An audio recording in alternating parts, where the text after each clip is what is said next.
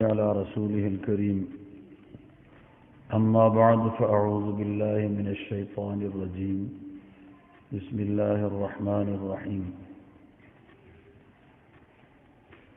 والذين جاهدوا فينا لنهدينهم سبلنا وإن الله لمع المحسنين صدق الله مولانا العظيم وصدق رسوله النبي الكريم ونحن على ذلك لمن الشاهدين والحمد للہ رب العالمین۔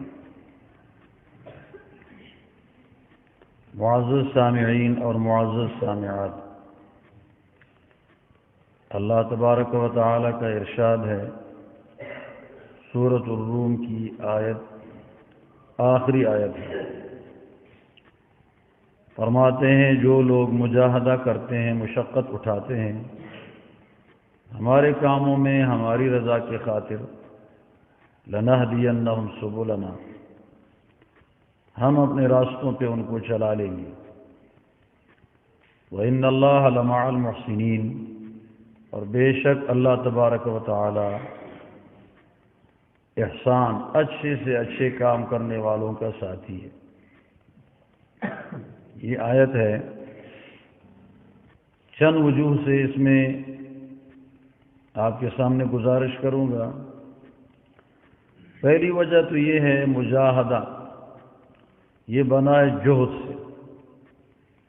جہد کا معنی ہوتا ہے مشقت اٹھانا، تکلیف برداشت کرنا، زور سہنا، یہ مجاہدہ ہے۔ اور آپ لوگوں کو معلوم ہے کہ بعد مفاعلہ، تفاعل، افتعال، یہ تین باب جانبین سے کام کا فائدہ دیتے ہیں، اور کبھی کبھی جانبین کا فائدہ نہیں دیتے ہیں، یک طرفہ فائدہ دیتے ہیں، تو اس میں پھر مبالغہ مقصود ہوتا ہے۔ جب دو طرفہ کام دیتے ہیں تو وہ مغالبہ نام سے یاد کیا جاتا ہے، اور یک طرفہ جو ہوتا ہے تو اس کو مبالغہ کہہ دیتے ہیں۔ وقاسمہما انی لکما لمن الناصحین، یہ باب مفاعلہ یہاں پر مبالغہ میں استعمال ہوا ہے کہ شیطان نے خوب قسمیں کھائی کہ میں تمہارا خیر خواہ ہوں۔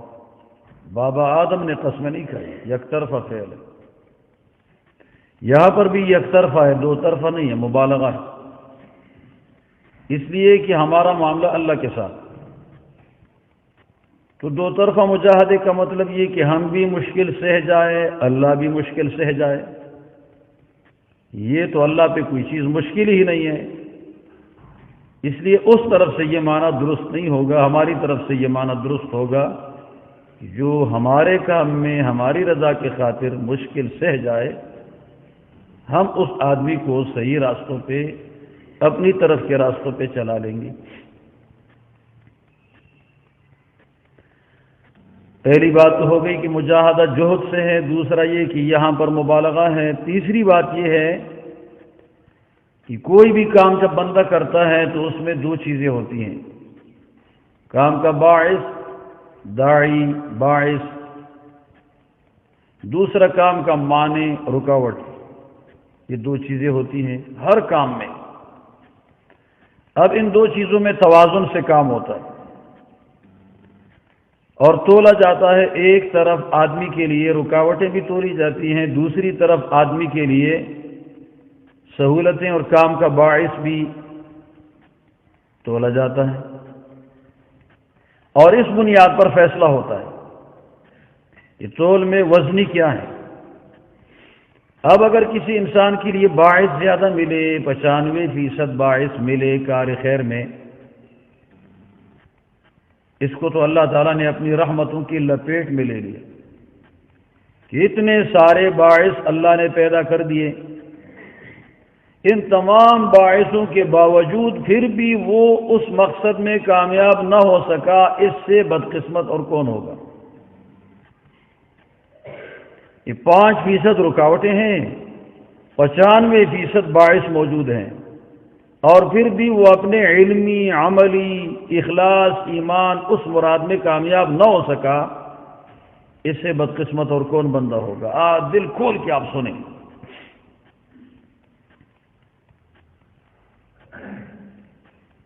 بڑا بدقسمت ہوگا۔ اور ایک آدمی ایسا ہے جن میں 95% رکاوٹیں ہیں اور 5% باعث ہے،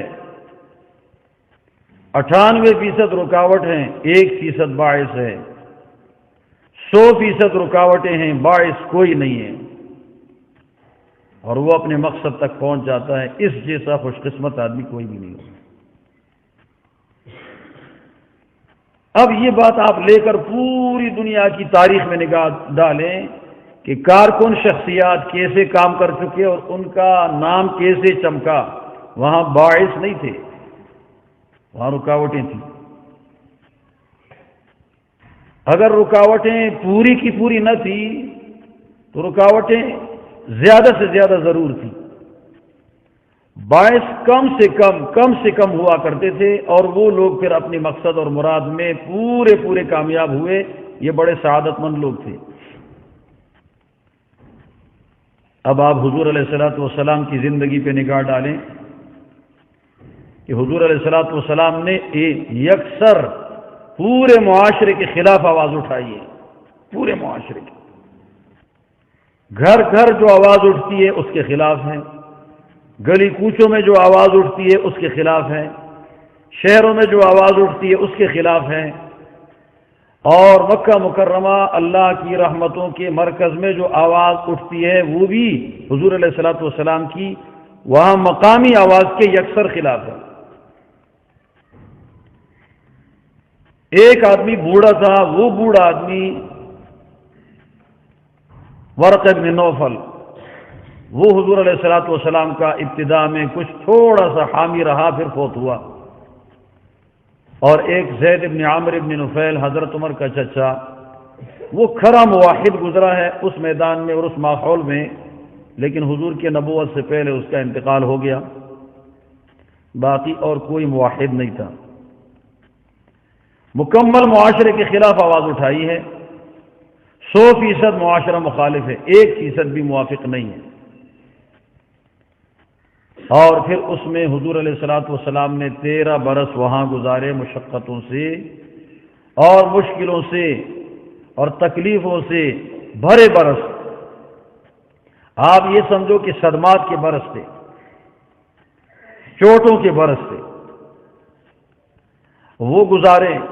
اب اس میں سمیہ شہید ہوئی، یاسر شہید ہوا، اور بھی کئی لوگ ستائے گئے، بلال، یہ غریب قسم کے لوگ تھے، کیسے ستائے جاتے تھے۔ اور اسی انسان کے خلاف جس کے بارے میں الصادق الامین کا لفظ کہا جاتا تھا، 40ویں سال جب وحی پیش کر دی لوگوں پر تو اس کو ساحر کذاب، سورہ صاد میں ہے، سورہ صاد مکی ہے، ساحر بھی اور کذاب بھی۔ ہم یقولون بہ جنہ، جنون ہے اس کے اوپر، اور ساتھ ساتھ اور بھی اس طرح الفاظ کسے جا رہے ہیں حضور علیہ الصلوۃ والسلام کے خلاف۔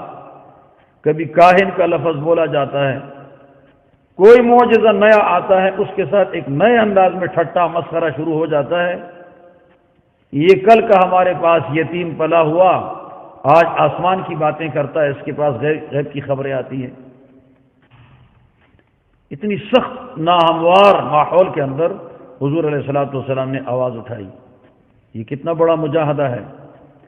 پھر آپ لوگوں کو معلوم ہونا چاہیے کہ انسان کی اذیت کا تعلق انسان کے مقام اور احساس کے ساتھ ہے، ڈھانچے کے ساتھ نہیں ہے۔ کس کے ساتھ ہے بھائی؟ ڈھانچے کے ساتھ ہے، احساس اور مقام کے ساتھ ہے۔ وہ بڑا مقام رکھتا ہے، ظاہر بات ہے اس کا احساس بھی زیادہ ہوگا۔ اب اس کو معمولی سی اذیت جو دی جاتی ہے وہ بہت بڑی اذیت ہے۔